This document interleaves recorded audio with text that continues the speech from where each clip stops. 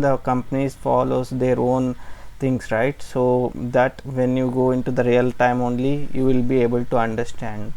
So just I'll go through the phases in software development life cycle, what are the phases that we have, and we will see how exactly works in real time each phase. I will relate that one in the things of each phase to my company. I will give a quick introduction of mine. I have 4 years of IT industry experience, guys, into QA automation, manual plus automation, and the models that I have been worked is waterfall and agile as well. So, and I have been into healthcare domain. So now recently I switched my company, so it's been banking. So let's get started. So there are around 6 phases, guys, in software development life cycle. First one is the requirement phase, second one is analysis phase, and third design, fourth development, testing phase, and development and maintenance phase. So first, ours is a product based, there will be two types, service based and product based. Ours is product based, guys. So I will relate the things that how it works for the product based here. So let's get started with the first requirement phase. Before going to the requirement phase, I want to explain the scenario. Let's assume how before coming, how the clients and business interacts.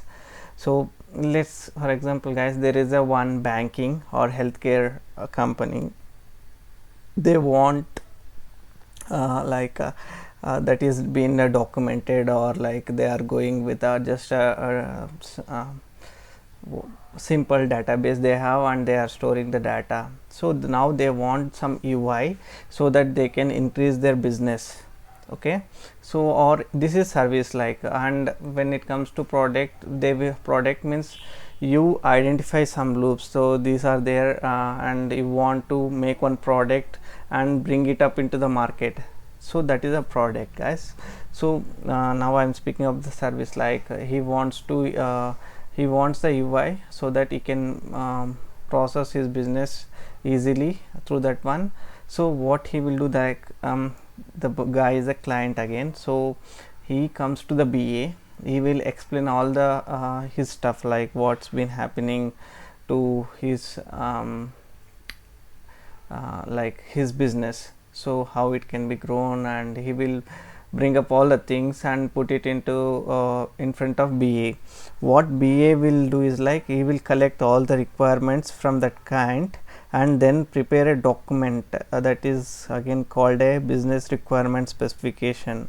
So it will be having that document contains what is the functionality and target audience, and which areas to be implemented, and what type of things they require, and the flow charts, how the business flows are there.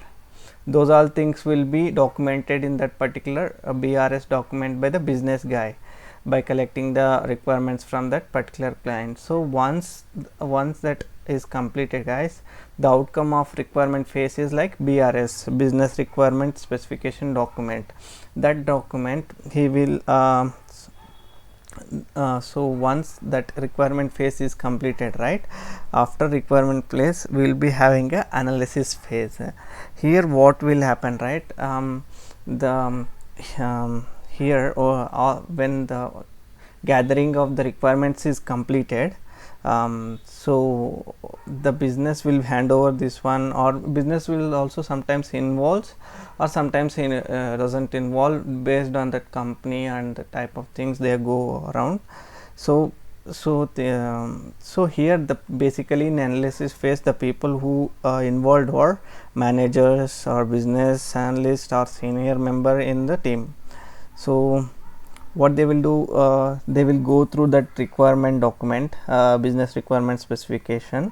These guys, what they will do, they will go through that all one and define, and they also document about the product, and what after documenting they will get that approved from that particular client, So that whatever the document that is prepared in this particular phase is analysis phase is SRS, that is software requirement specification. So outcome of this particular analysis phase is SRS, guys. So here regarding the softwares and pros and concerns, all the things that was been documented, and they will get the approved from the client here. So software in the sense like so most of the company, if they are providing a huge fundings or anything, guys, so they want a full security, like whatever they limit the open sources things that we use, for example SaaS Labs or Perfecto, or like so other things that we have to, like which are run in a third party tools. So they limit those kind of things. So that kind of things they will be discussing in this one, like so how much security, or like they want, so based on that they will select the technology or software here. So in a define phase we have like two documents will be developed, like high level document and low level document. So a high level document is basically the architect develop this architect or some senior developer. Most probably in a companies there will be separate team also for designing this type of documents. So they developed very high level regarding the whatever the requirements they got, right? Very high level they write down one document regarding that one. In low level document, see like you say login feature. In login lot of things are there again. So they break down the things in this low each they will take out the each feature and they break down the things user stories wise. That is in agile or in waterfall we call it as Jairas. They will break down the things and they will write down this document, low level document, regarding that feature, what exactly that feature does, or like both so you can say username and password field, how it should act, how many characteristics should take, and what are the possible combinations of that one. And so whenever there is no data, if we click on login, what error message should throw, those all things will be again that feature is high level login, you can say feature will be login. This low level document they will be user story wise, they will be breaking up the things. So the outcome of this the outcome of its design phase is a high level and low level document will be having. And then after that one, once the user story has been documented, or in documentation, like, or if you are in rally in agile, you will be using a rally tool, right? There the user stories will be assigned for the developer. There you will get that particular user story, what should be done, everything will be in a acceptance criteria. So after the design phase you need to go to the development. Here actually here whatever the high level or low level that user stories are defined, that they will be assigning to the developers for on their names. So after the developers log in to the rally, they will be having a user stories for them. They start picking up one by one and start developing for them. Okay, so in development phase the product like feature wise or like user stories wise that will be developed. So the outcome of the phase is source code, document and developed product. So they will be that is why like they will be each developer is developing only one particular user story, right? So they will be unit testing for that one. They should document that particular things also, like what are the service wise, or like so what is the functionality wise, what they cover, right? That they will be documenting here. That is source code, document, SCD means. And after that testing phase. So this is the part where we need to stress more, like this is related to us. So once the software is ready, right, it is sent to the testing phase. In waterfall model, again, once everything is developed from the developers, we need to wait till the time, like by the time developers develop the things, we need to write our test cases. There will be monthly releases or quarterly releases also. So by the time developers completes the product, in waterfall model, testers should write the test cases and ready with the test data here. In agile, again, user story, after the each user story is completed by developer, tester need to be tested that one in a lower environments. So here, let me explain here with respect to waterfall. I'll be making separate video for like how it works in agile, because it will be confused like so in testing phase, again, it is ready. When the the product is ready, it is sent to the testing phase. Once the QA makes sure that the software is error free, means the main purpose of testing, this is again a separate now SDLC testing is a one phase, right? Again, this testing phase is a SDLC, software test life cycle. So that we will discuss more about testing life cycle in that particular model there. So in the what is the testing phase, aim is to send the quality product to the live. So after in testing also, there will be so many phases, like UAT will be there, and system functional testing, end-to-end testing, so many phases are will be there, that we'll be discussing there. But at the end of the this phase, we want the quality product after testing phase. Once the testing is done, right? So the aim of this phase is to see that product is error free or defect free. And once after that one is like a development and maintain phase.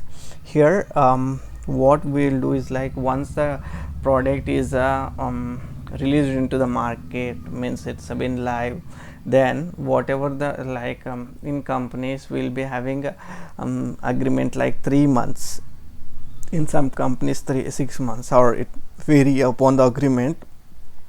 Till that time, the developers or the testers who coded and tested for this particular things, they will be writing the code again if there is any issues or testing. So after that particular period, there will be separate team for this one, maintenance, or you can call, or support people.